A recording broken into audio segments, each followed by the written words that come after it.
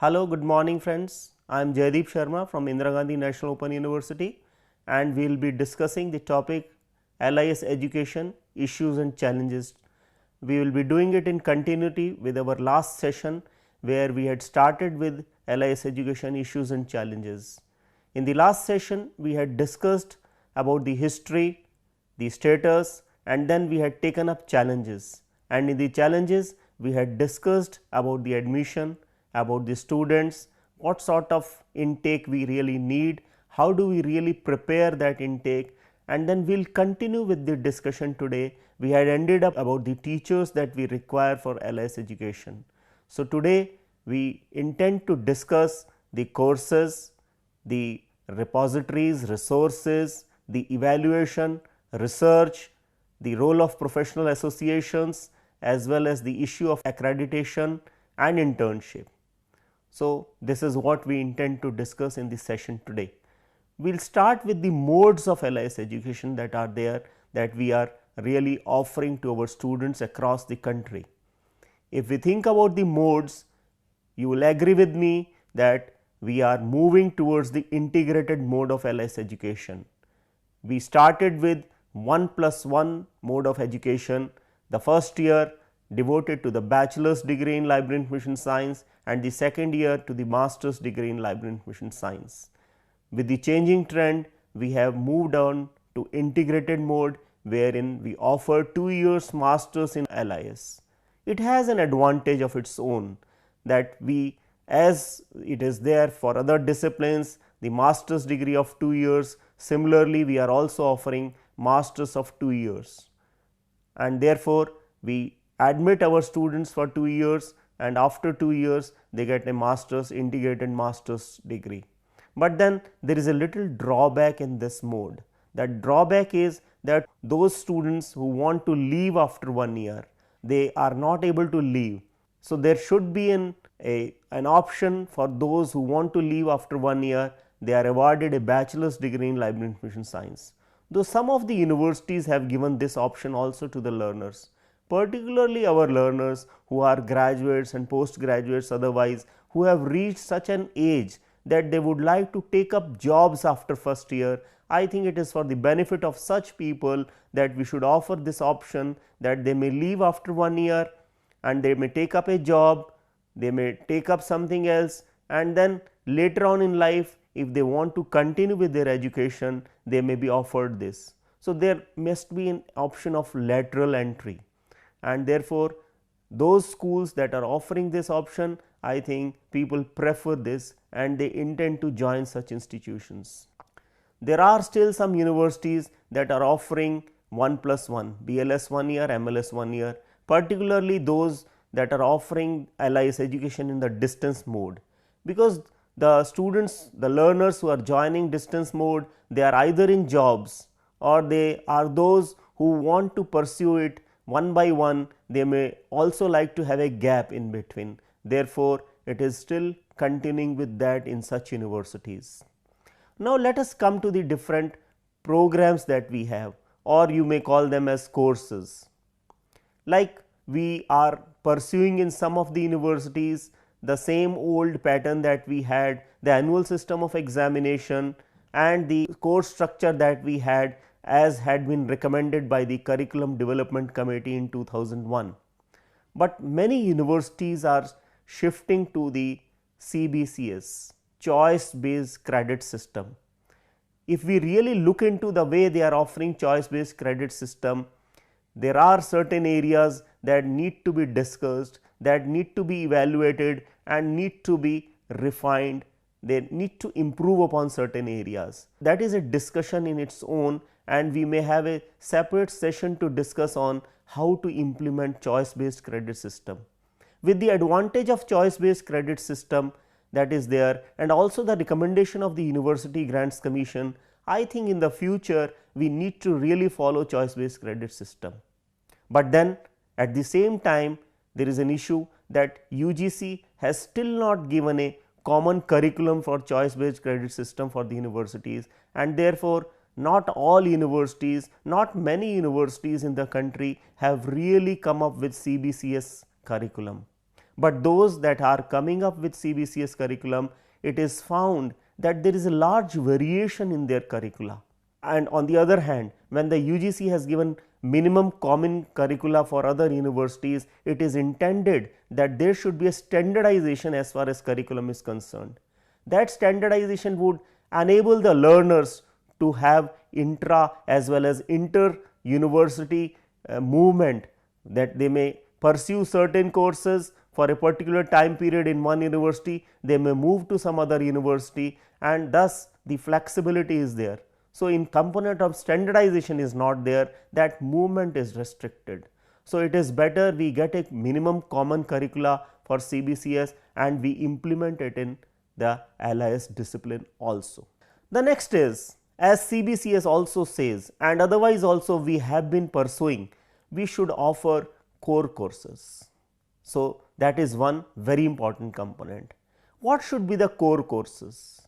Though with time, as developments take place in a discipline, core courses also change.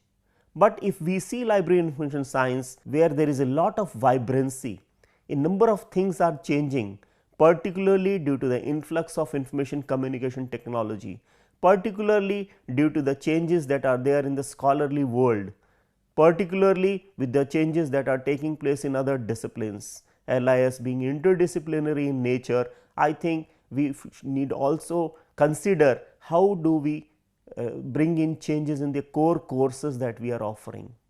We will take up a little later about these core courses. The next is, when we talk of core courses as well as electives, we also need to take into consideration a balance among the traditional and the non-traditional courses that we are offering in different universities. It used to be quite stable if we see a decade back as far as the balance is there, because generally in universities we had just introduced computer and communication technology. It began with one course in bachelor's degree and one course in master's degree. With the changing time, it moved on to 2 courses, and later on it is on the increase. We are also trying to have courses from the management area, more courses. It used to be a minimum course of library management, but now we are having more courses. But we need to really think whether these have to be core courses or these have to be the electives. So, we will take up the different core courses that are really required in our discipline, and then we need to really think about, because we have to have that inclusion of courses within the maximum that are there, 8 or 9 courses in a particular year. Even if we talk of a semester, if we break up our year into 2 semesters, it can be 4 plus 5 or 5 plus 4. So, generally if it can be 36 credits, 32 credits. So, we have to have that maximum, and within that we have to really think of what to include, what not to include. Similarly, if we are thinking of 1 year bachelor's degree, 1 year master's degree, or we are talking of 2 years master's degree, again we have to really think in terms of what courses, because you cannot think of the same in 1+1 as well as 2 year integrated. If you are talking of 1+1, since there is a discontinuity, it has to be different, whereas in a 2 year integrated, the same set of students, if they pursue for 2 years, it has to be different, because you can leave certain things in the first year, because you know that the students will be there for the second year also, and those which you have left in the first year, you may like to continue with them in the second year. So, this is an area that we need to consider. Another very important issue is, when we discuss the core courses, is the specialization. There is an increasing feeling as well as reality that most of our courses are general in nature. There is an increasing generality as far as our curricula is concerned. So, we need to consciously think about developing specialization in our discipline. We need to produce specialists. We need to see that we have people who have an increasing specialization in particular areas, and when we really need their advice, we go on to seek advice from these specialists. It is not that we produce jack of all trades and master of none. Though general subjects are required to be offered, but then people need to have specialization in different areas as per the requirement of the discipline, and we need to produce literature also in that area. So, when we produce specialists, they will also produce literature.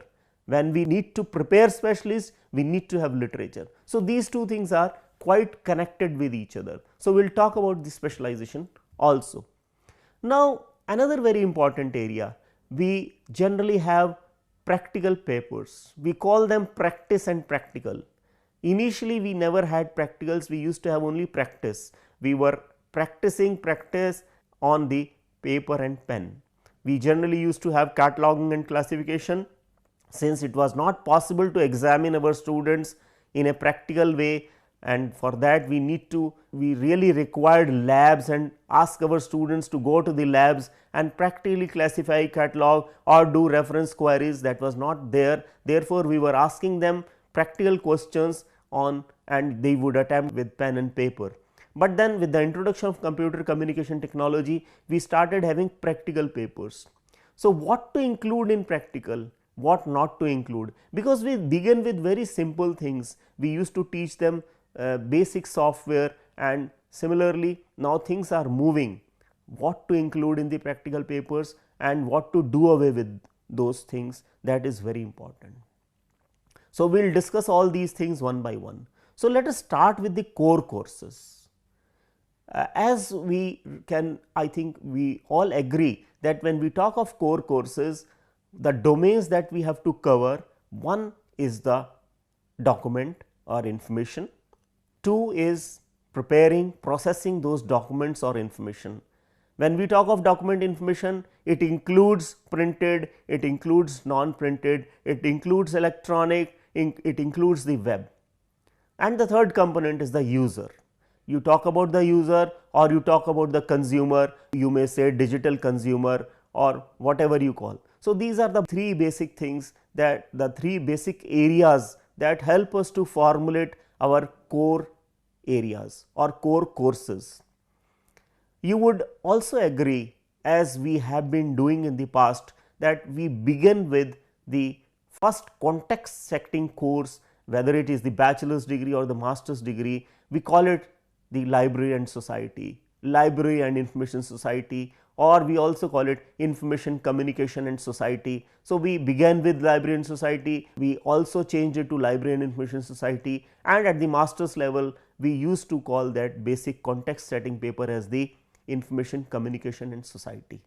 So, that is a very important course, and generally it is seen that universities are pursuing with that course. They also call it fundamentals of information communication and society. So, whether you call it fundamentals, you call it introduction or whatever, but that is the context setting course, and it is generally agreed that we should offer this course. Though there are certain institutions that are moving towards the non-traditional, that stress more on technology, maybe that they would like to part away with this course. But then the importance of the course is that one should understand the clients, one should understand what is happening around us, and that helps us to really design, create, serve.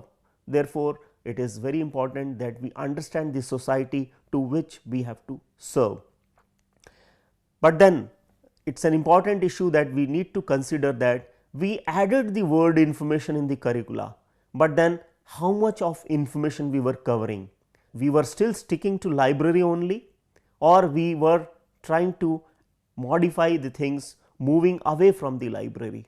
But then this is a very difficult issue to discuss, that whether we need to teach our students about the library also, the different types of libraries. Do we need to really talk of the buildings? Do we really need to talk of the legislation? All these aspects have been important. The laws of library science.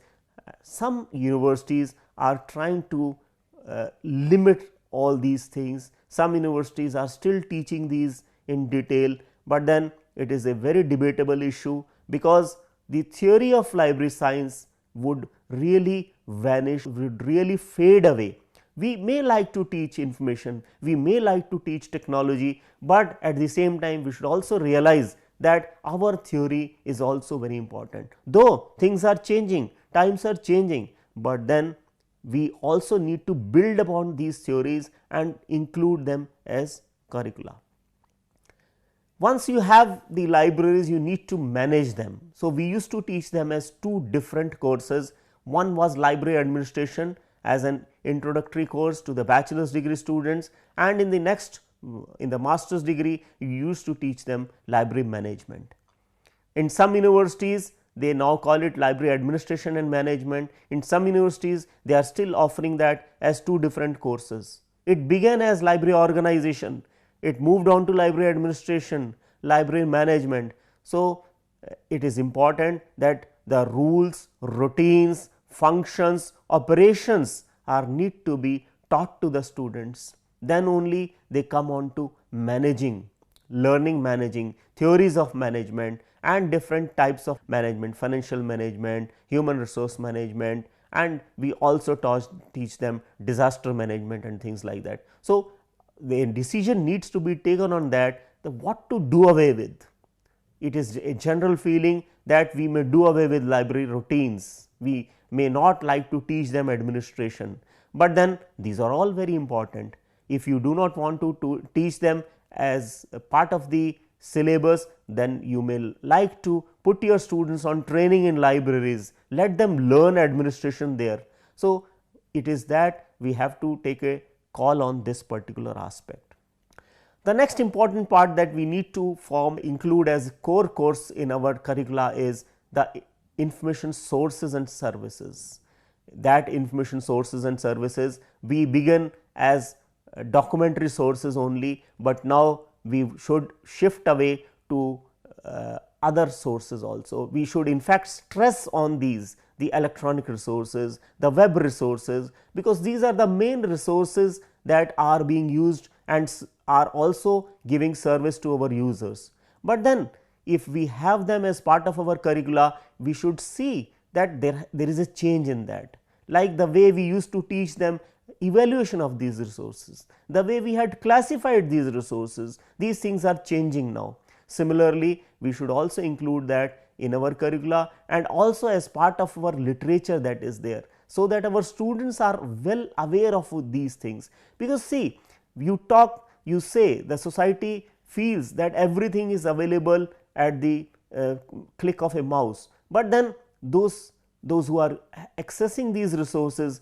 they are not experts to evaluate these resources. So, we need to train our students in these aspects. They should be experts, they should be specialists of these different types of resources. They should be able to guide the people that which is really the best for them, and that should be part of our paper on information sources and services. We used to have the curricula on information services, and that also need to be modified in the way things are changing on the web and the digital world. But then this has to be a core course. The next course that we used to have as part of our curricula was document processing. Now it is information processing, and again this also has modified, but then whether we would like to name it in a different way, because some of the universities used to call it information processing and retrieval, now we are calling information recall and retrieval, but then the whatever name, but we should be able to relate them, we should be able to contextualize them and see that our core courses do not suffer on the context of the lack of literature or lack of theory.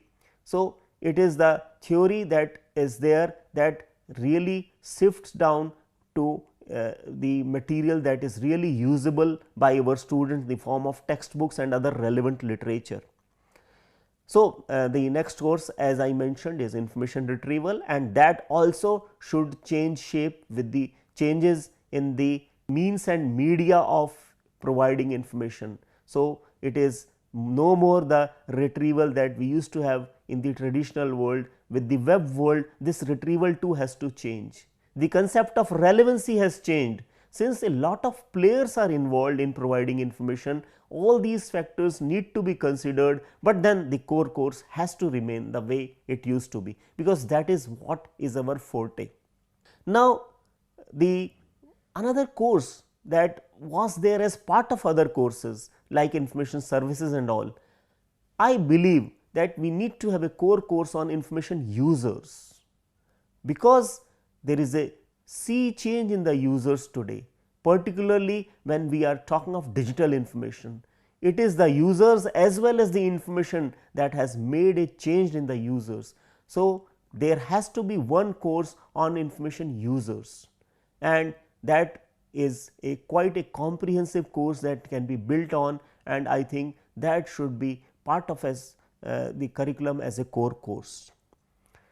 We used to have research methodology as an elective, but with the passage of time, with the increasing importance of research, now this is being shifted to being a part of the core courses. So, research methodology also should be a core course, but then it is a wide area that needs to be covered. So, if we are talking at the level of masters or bachelors, we need to introduce that, and later on with the higher degrees like MPhil and PhD coursework, we can have the advances in research methodology that can be included.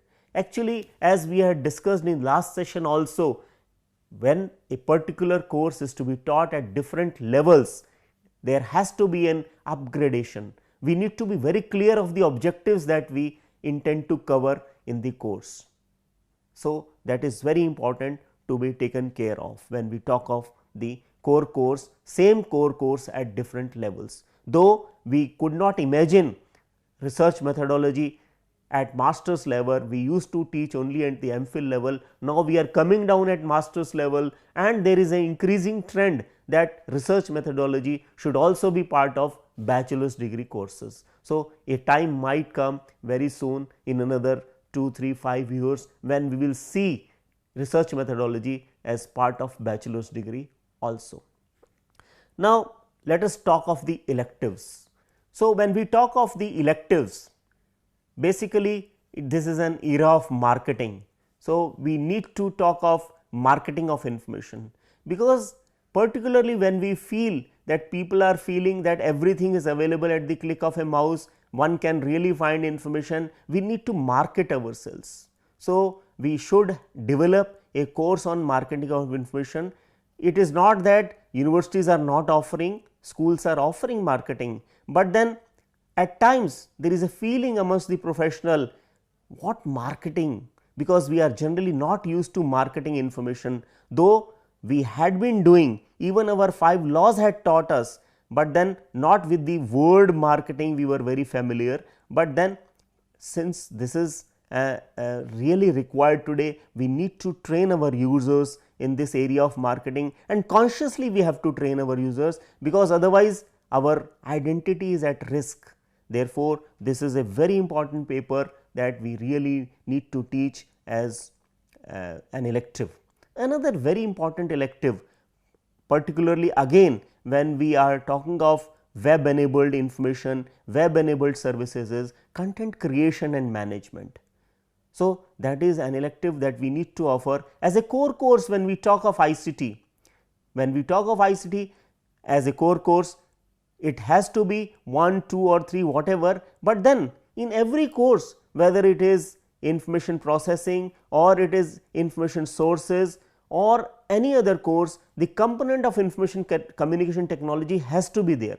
So, one as a core course, as a separate course, wherein we teach really technology per se, we teach the hardcore technology, we teach the software, we teach digitization techniques, tools, but at the same time in all other courses the component, the application of technology, how things are moving with the increasing digitization, with the increasing input of technology, that also has to be part of our courses. So, that is there in core courses, but when you talk of electives, we need to really talk of creating contents, managing contents, making it available to the users. So, that also has to be part of electives. Similarly, another elective that they are having there, earlier that was preservation.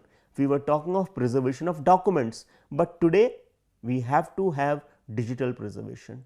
One is digital preservation, the other is digital preservation as technique, as tools, but also how do we really manage digital preservation of information and how do we really do it in libraries. That is another important area that has to be an elective course. Bibliometrics, infometrics, scientometrics, webometrics, ultrametrics, altmetrics, all these are there. They are very popular these days as an elective course. Sometimes people feel that can be a core course also, but then it is a debatable issue, but that has to be a component, and a majority view is that it has to be a elective course. At times some of the universities have included bibliometrics with research, but then research itself is such a wide course that if you club these two, bibliometrics with research, I think you will not be able to do justice. Therefore, if you club it, then there have to be some of the components that you need to teach in other semesters, or somehow one has to cover, but then it is always better to have these at two separate courses. You know, library science is a service sector. We need to serve our users. We have to be very good communicators. And again, we have observed there has been an opinion in the profession that our students are not good communicators. Therefore, of late in many universities there has been a new course that has come up, and that is communication skills, and it has been included as a core course. So, it depends whether you include it as a core course or you find out ways and means that helps our students to build their communication skills. Communication skills means oral as well as written, and therefore, it can be an important course. Some of these are non-credit courses, but then it has to be a credit course, because only if it is a credit course then students take it seriously, otherwise they do not really find it very important. Therefore, one is communication skills, the other can be included as an elective, that is technical communication.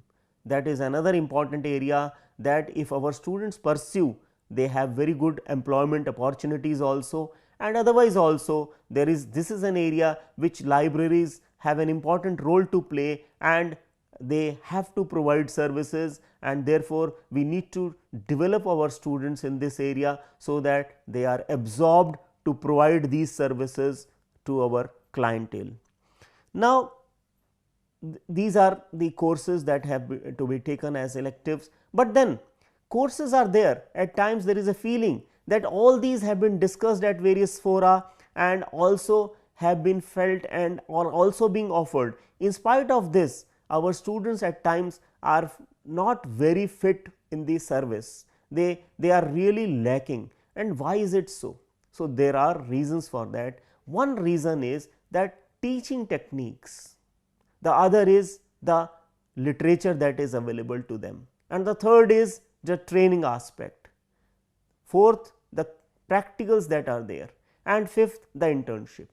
So, all these really affect the quality of the students. So, we will take up these things one by one. If we start with the internship, any profession like LIS, let us look into law, let us look into management, medicine or any other, journalism, you find that they have a practical component, they put their students on internship. It is being felt, and many of the universities and schools, they have included internship, but then it is not in many of the universities and many of the schools.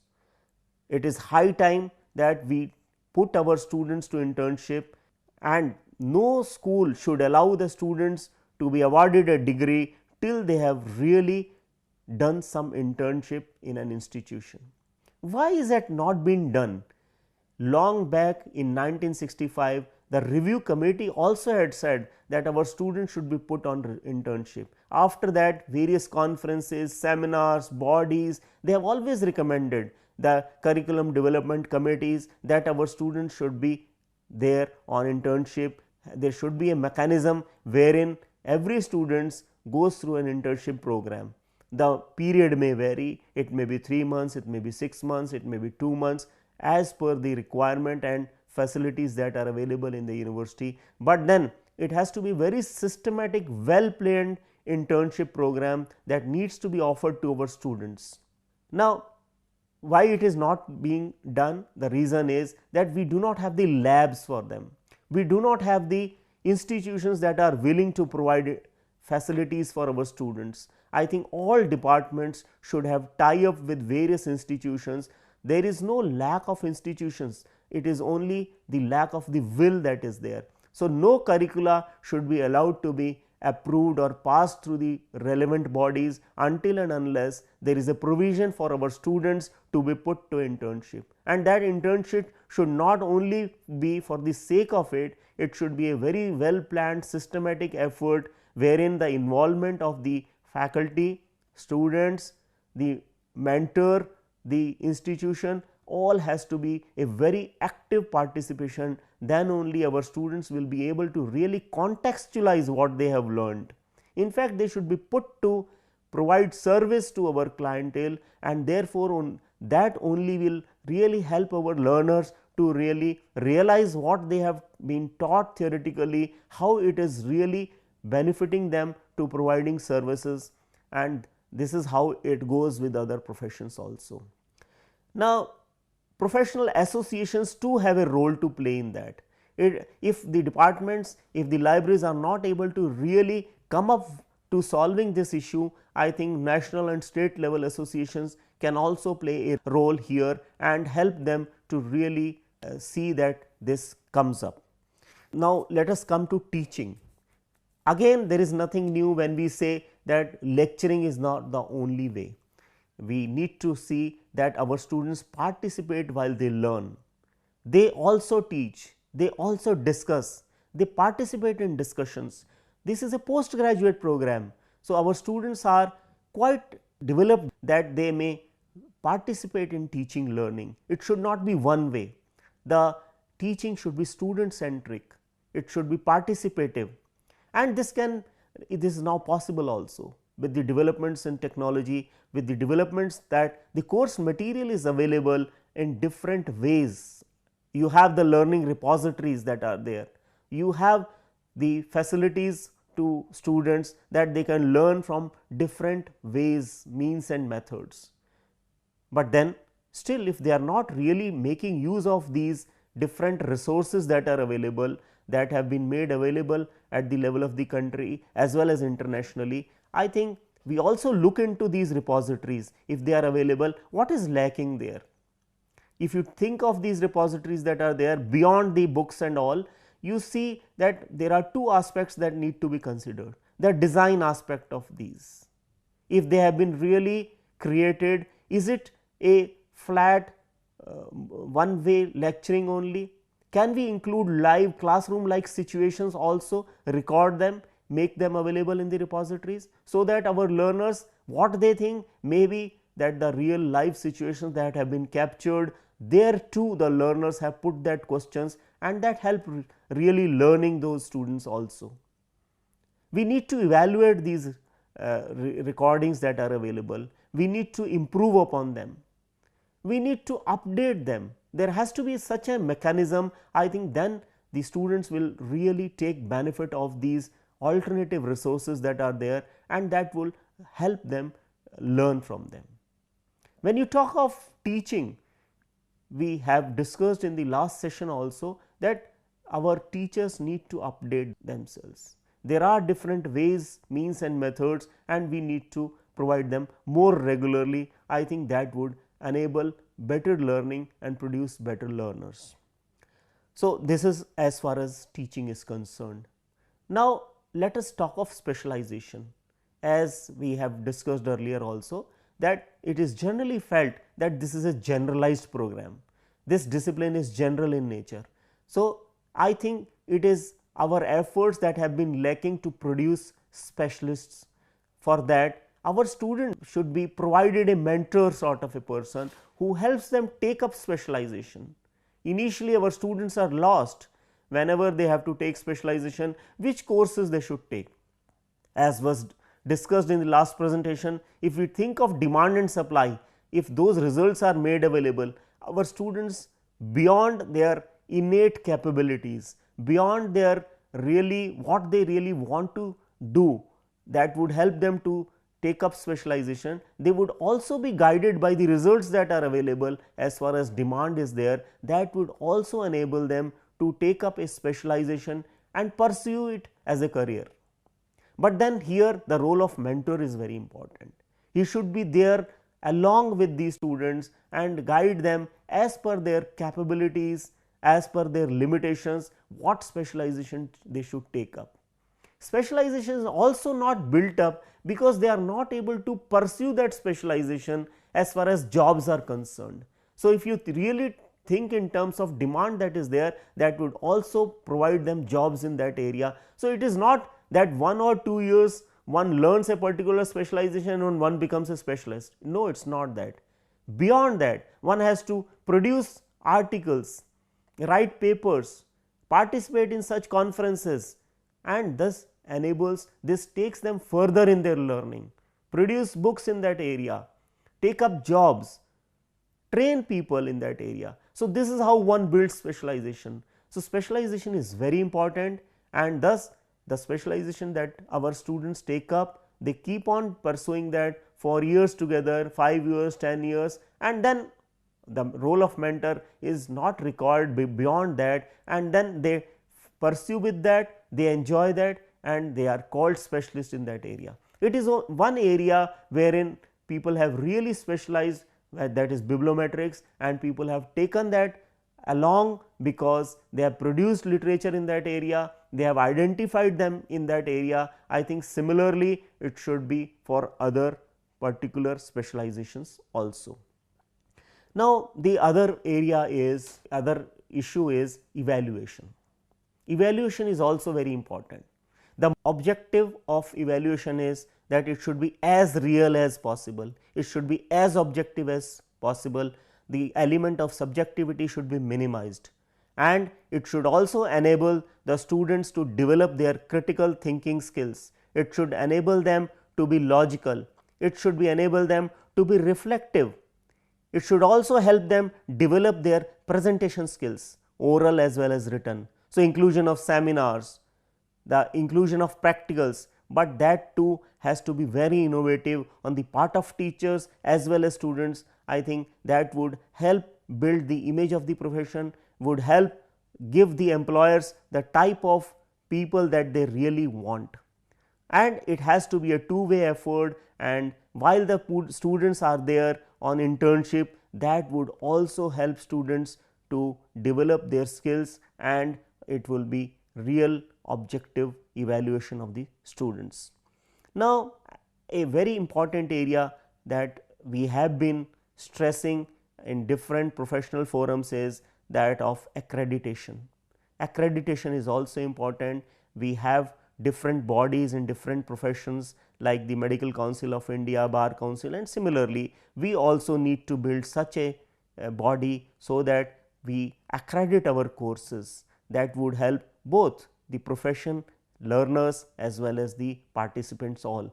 So, in that direction, I think the national level professional associations have a role to play.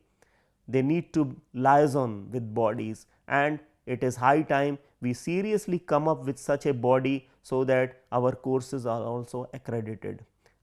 We see what levels of courses that we have.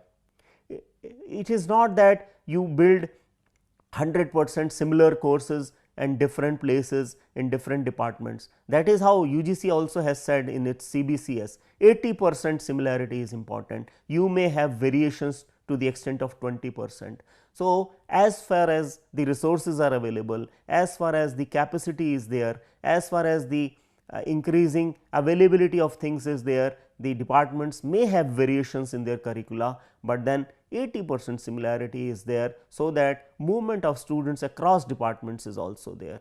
So, we have been discussing very important area, the challenges and issues that we are facing in LIS education, But then when you talk of these challenges and issues in LIS education, it is not merely the teachers who have to take up, it is the students, it is the practicing librarians who have to come together and take up these challenges, and together we have to face these challenges and come up with solutions. There are many more such that can be discussed in further discussions, and thank you for being with us. Any questions, we would welcome them. Thank you.